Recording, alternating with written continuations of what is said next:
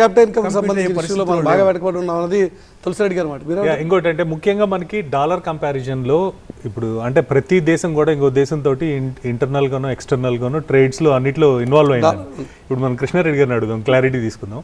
ప్రస్తుతం మనకి 91 రూపీస్ దగ్గర డాలర్ వాల్యూ ఉందండి. అంటే రూపీ విపరీతంగా పడింది. ప్లస్ ఇంటర్నేషనల్ మార్కెట్స్లో ట్రంప్ వచ్చిన తర్వాత ఏం జరుగుతుందో వరుసపెట్టి చూస్తున్నాం. ప్రతి దేశంతో ఎక్కడ ఏం మాట్లాడలేని పరిస్థితి, ఓన్లీ ట్రేడ్ వరకే మనం అన్ని దేశాలతోటి రిలేషన్షిప్ మెయింటైన్ చేస్తున్నాం. ఇలాంటి పరిస్థితుల్లో ఈ బడ్జెట్ ఎంతవరకు ఉపయోగపడుతుంది? అంటే మనకి ఎక్స్టర్నల్గా ఉన్న ఇబ్బందుల్ని దృష్టిలో పెట్టుకొని ఈ బడ్జెట్ ప్రజెంటేషన్ ఎంతవరకు బాగుందని మీరు చెప్పగలరు?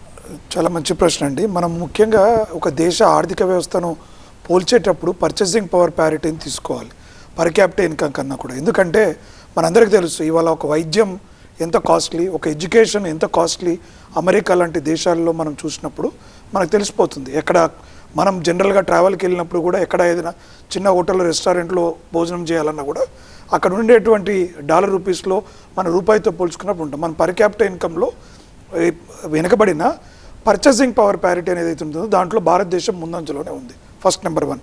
నెంబర్ 2, ఇవాళ ప్రపంచవ్యాప్తంగా ఇప్పుడు చైనా అభివృద్ధి గ్రోత్ ట్రెజెక్టరీ తీసుకున్నా కూడా ఒక దేశం ఆర్థికంగా అభివృద్ధి చెందుతున్నప్పుడు కరెన్సీ వాల్యూ, ముఖ్యంగా ఒక అభివృద్ధి చెందుతున్న దేశానికి కరెన్సీ వాల్యూ తక్కువగానే ఉండాలి.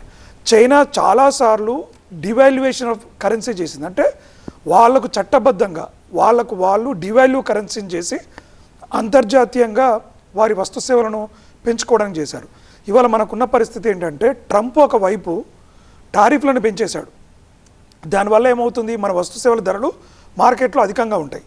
ఎప్పుడైతే టారిఫ్లు పెంచాడో భారతీయ వస్తువులు అంతర్జాతీయ మార్కెట్లో కొంత ధరలు పెరిగే అవకాశం ఉంటుంది. దానికి ప్రత్యామ్నాయంగా ఇవాళ రూపాయి విలువ పడిపోయింది. అంటే ఆ పెరిగినటువంటి ధరను ఈ తగ్గినటువంటి రూపాయి విలువతో మ్యాచ్ చేసుకుంటున్నాం ఒక దేశానికి మన ఎగుమతులు పెంచాలంటే.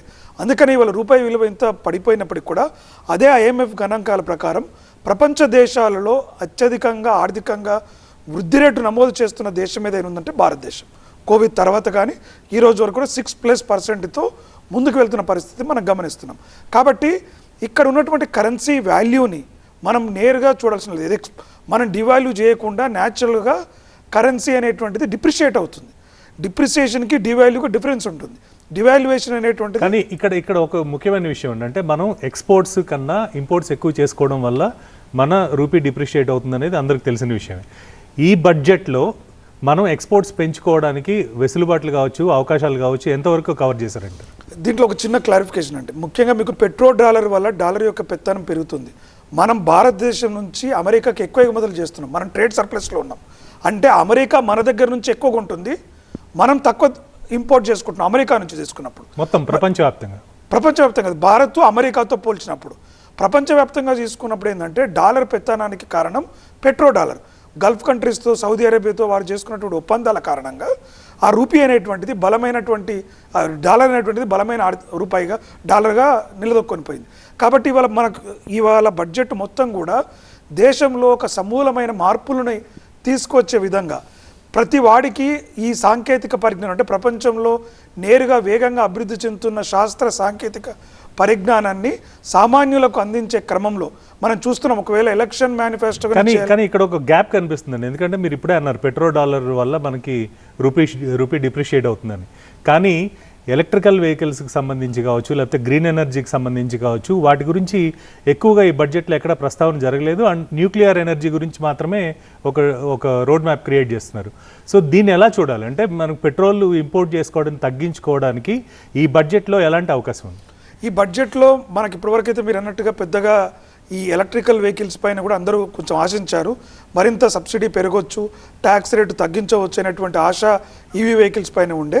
కానీ గతంలో చాలా సందర్భాల నుంచి కూడా మనకు ఈ ఇంధనానికి సంబంధించినటువంటి బిల్లును కూడా శాంతి బిల్లు తీసుకురావడం జరిగింది. అంటే 2025లో చాలా బిల్లులు మనకు దేశంలో వచ్చాయి.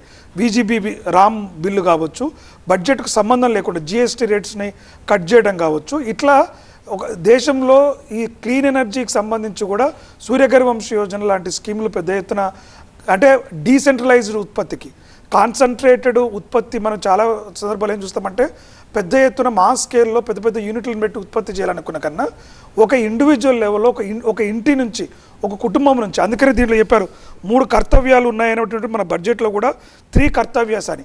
3 కర్తవ్యాస్లో మొదటిది ఏంటంటే accelerate and sustain economic growth along with building resilience volatile global dynamics. అంటే ప్రపంచంలో ఉన్న గ్లోబల్ వలటైల్ మార్కెట్లు తీసుకొని మనం స్వయం సమృద్ధిని ఎట్లా సాధించాలి అనేటువంటిది ఉత్పాదకత పెంచడం, పోటీతత్వాన్ని తట్టుకునే విధంగా.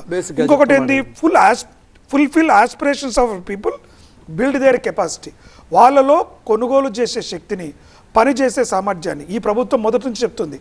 ఒక దేశం ఆర్థికంగా మీరు చెప్పిన పాయింట్కి కొంచెం తెలుగులో దాన్ని అనువదిస్తే, ప్రజల ఆకాంక్షలు నెరవేర్చడం, దేశ ప్రగతిలో ప్రతి ఒక్కరిని భాగస్వాములు చేయడం.